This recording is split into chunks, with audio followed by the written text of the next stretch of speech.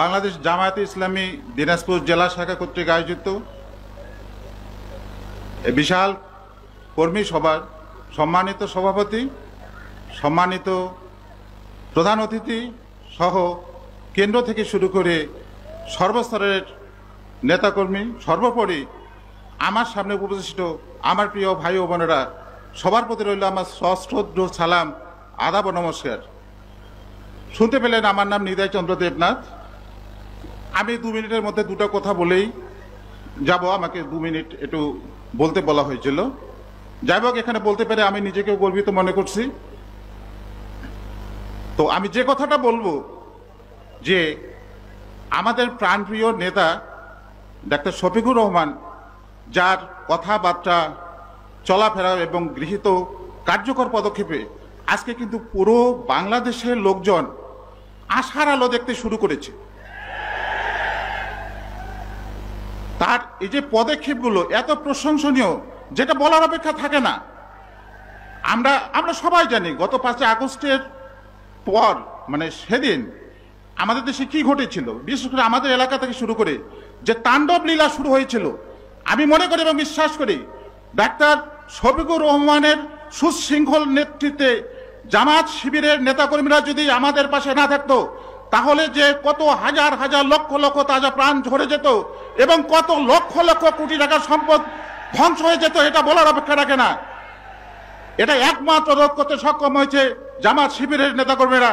আমি তাদেরকে জানাই সশ্রদ্ধ সালাম এবং অভিনন্দন, এবং সেই সাথে শ্রদ্ধা ভরে তাদের প্রতি আমি কৃতজ্ঞতা প্রকাশ করছি।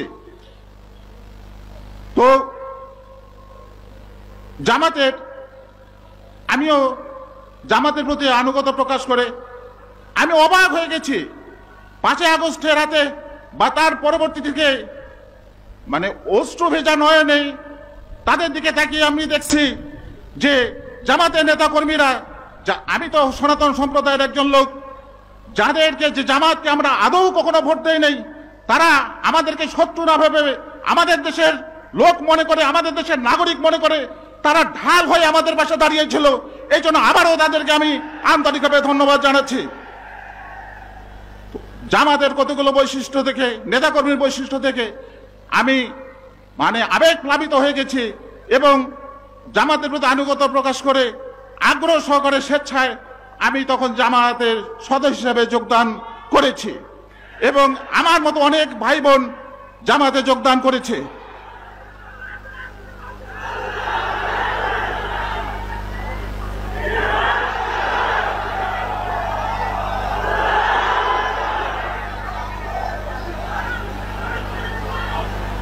ধন্যবাদ আপনাদের স্লোগানে সবাই মুখরিত এবং আনন্দিত এবং গর্বিত, এবং এই স্লোগানকে এবং এই উদ্দীপনাকে, উৎসাহ উদ্দীপনাকে আগামী জাতীয় সংসদে আমি আশা করব, এবং আমাদের সম্প্রদায়ের পক্ষ থেকেও আমি অনুরোধ করব যে শুধু স্লোগান না, এটা কার্যকর করে নিতে হবে।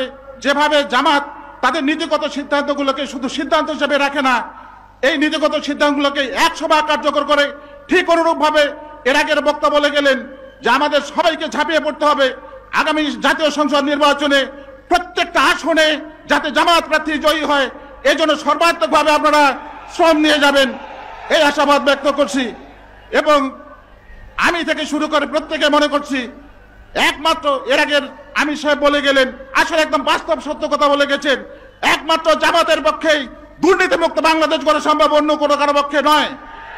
এবং আমাদের যে হিন্দু, বৌদ্ধ, খ্রিস্টান এই ধর্মাবলম্বী লোকগুলো আছে, একমাত্র জামাতের শাসনামলেই এরা নিরাপদ থাকতে পারে, সর্বোত্তম নিরাপদ থাকতে পারে, অন্য কোনো দলের পক্ষে এরকম সুশৃঙ্খলভাবে নিরাপদে থাকতে পারে না, এটা আমি মনে করি এবং বিশ্বাস করি। তো আমি সেই সাথে জামাত শিবিরের নেতাকর্মীদের উদাত্ত আহ্বান জানাবো, আপনারা যাবে 5 আগস্টে আমাদের পাশে এসে দাঁড়িয়েছেন, ঠিক এমনি করে সামনের জাতীয় সংসদ নির্বাচনে কিভাবে জামাতকে ক্ষমতায় নিয়ে আসা যায়, এভাবে সর্বাত্মক চেষ্টা চালাবেন। আপনার পাশে আমরা আছি। যেমন একটা পরিবারের সাথে আর একটা পরিবারের বৈবাহিক সম্পর্ক হলে 2 পরিবারের মধ্যে, আত্মীয়-স্বজনের মধ্যে আত্মীয়তার বন্ধন তৈরি হয়, ঠিক অনুরূপ জামাতের সাথে হিন্দু, বৌদ্ধ, খ্রিস্টান ঐক্য পরিষদের একত্রিত হয়ে একটা আত্মীয়তার সম্পর্ক তৈরি হয়ে, আসুন আপনারা সবাই মিলে এক মঞ্চে, এক প্ল্যাটফর্মে ডাক্তার শফিকুর রহমানের নেতৃত্বে সুন্দর সমৃদ্ধশালী বৈষম্যহীন অসাম্প্রদায়িক সাম্প্রদায়িক সম্প্রীতির বাংলাদেশ গড়ে তুলি এবং এমন বাংলাদেশ আমরা গড়ে তুলি যে বাংলাদেশ ডাক্তার শফিকুর রহমানের নেতৃত্বে হবে পৃথিবীর মানচিত্রে একটি উন্নত বাংলাদেশ, সমৃদ্ধশালী বাংলাদেশ। এই আশাবাদ ব্যক্ত রেখে সবার সুস্বাস্থ্য, বিশেষ করে ডাক্তার শফিকুর রহমানের সুস্বাস্থ্য, সেই সাথে জামাত শিবির সহ বাংলাদেশের 18 কোটি মানুষের সুস্বাস্থ্য কামনা করে আমি আমার বক্তব্য শেষ করছি। সবাইকে আবারও সালাম, আদাব, নমস্কার।